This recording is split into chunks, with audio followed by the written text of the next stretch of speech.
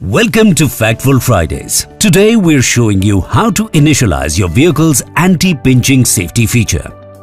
Anti-pinch feature enhances safety by automatically stopping window closure to prevent injury if a foreign object is detected. Anti-pinching gets disabled when a battery is disconnected and reconnected or fuse gets replaced. In this condition, the auto down feature will be deactivated. However, the auto up feature may remain activated. Now, let's see how you can initialize anti-pinching. Step 1.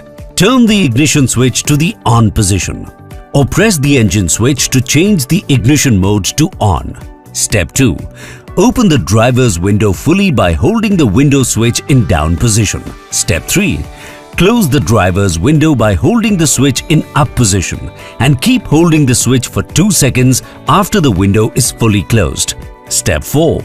Check the driver's window to see if the auto down up feature works. If it starts working, it shows that the anti-pinching safety feature is now enabled. Anti-pinch helps but isn't foolproof. Stay cautious. Wrong setup may cause malfunctions. Want us to cover a specific topic?